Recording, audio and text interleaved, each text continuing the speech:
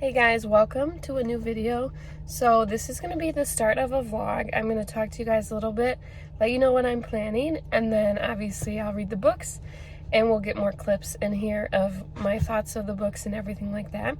So the theme of today's vlog is popular thrillers that have come out recently.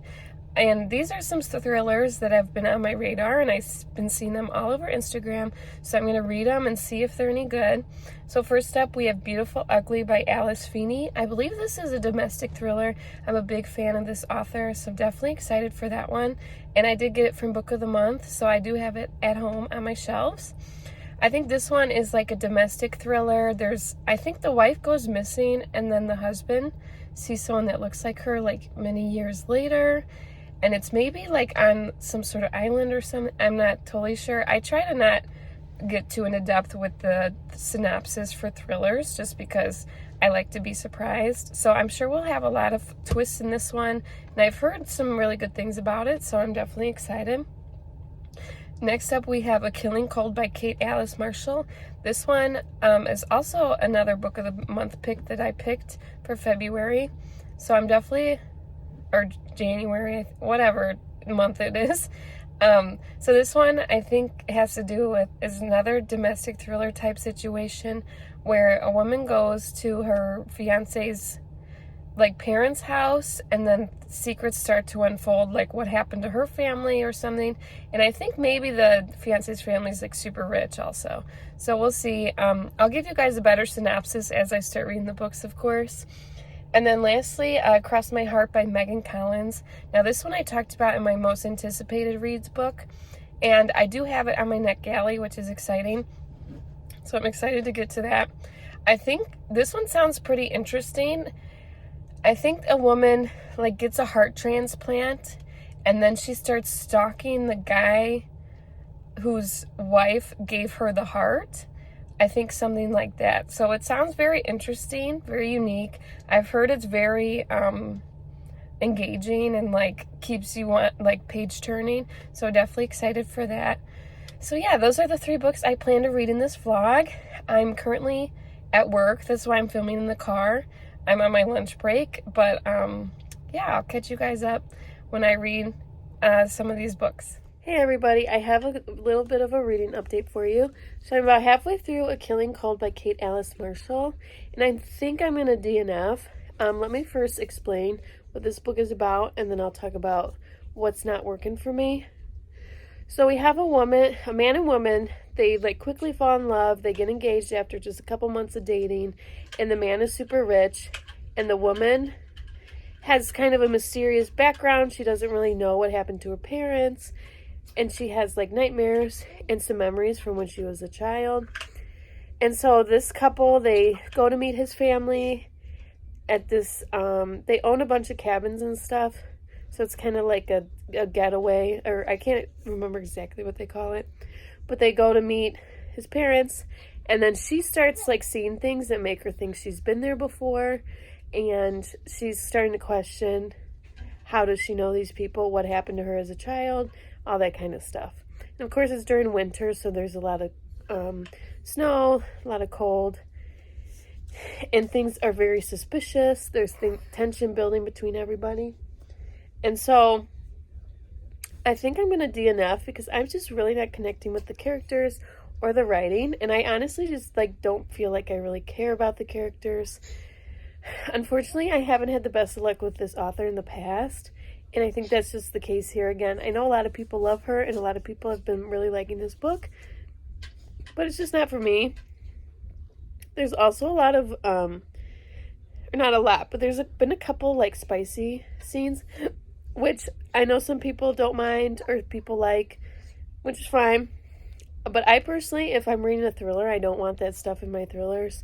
It just takes away, and I just don't really think it's necessary. So that was kind of bugging me a bit too. So I just I'm not feeling this book. I will probably keep it on my shelves because I like the colors and everything. And it was Book of the Month. And I like to keep those together on my shelves. And maybe I'll come back to it. Let me know in the comments if you guys have read it, if you think it's worth me finishing or not. I probably won't, but maybe in the future I'll come back to it. I did kind of look up some spoilers and stuff, and like even knowing who did what and what happens, I still just don't really care, unfortunately. So yeah, I'm just gonna move on to another book. My next read, I just started on my Kindle. It's Cross My Heart. I think it's called. And that one I've been seeing a lot of hype for on Instagram. So I'm really hoping that that one works out better for me. And you guys will hear from me very soon. Hey guys, so I have a bit of a reading update. Actually, it's going to be more of a rant, actually. So I started Cross My Heart by Megan Collins. I think that's the name, I'm sorry. I'll put up the book so you guys can know exactly what I'm talking about. But I've seen a lot of hype for this book. But I'm just getting so annoyed with it. So we have a woman who got a heart transplant, and then there's a website where you can like connect with people who like of the family of your donor. And so she gets a message. We see messages between her and the new husband, and she's like figures out who it is because he's this famous author and all this stuff that lives in her town. And so basically she's like becomes obsessed with him and is stalking him and is trying to like get in a romantic relationship with him and stuff. Now I've been seeing a lot of people say like this book is really unhinged and she's unhinged and stuff. And I understand that, but also like the unhinged woman trope that's been going on, I just don't like it. Like, the girl needs to get her stuff together. So she's like obsessed with getting married and everything, and it's like, girl, just live your life, come on. Like, I understand wanting to get married and not be single and everything. I mean, I got married young and I have kids and stuff, but for her to, she's like obsessed, like it's like next level, and to me it's driving me a little crazy. It's like, girl, there's more to life than just a man, like come on. So she's like truly obsessive about stuff, and she's like obsessing over this guy. And there's like some red flags about the guy because there's like rumors that he killed the wife and stuff. So, and she's just totally ignoring, totally making up excuses for this guy. And it's like, girl, get your stuff together. So that's my main complaint. Like, the main character is just driving me crazy. Also, there's a lot of like pop culture references. Like the author talks about Taylor Swift a lot, which is fine, you know, whatever. If you like Taylor Swift, that's fine. I got nothing against her. But to me, it feels like the author is trying to appeal to like the teens and stuff. And it's just like it's just kind of cringy to me. It's not the fact that it's Taylor Swift. It's the fact that like it keeps coming up and it seems like the author is trying to, it's like, you know, when you have like your grandparents try to like be hip and with the young kids, and they like keep bringing up stuff and pop culture, and it's just like cringy to me. I don't know what, maybe that's just me being picky, but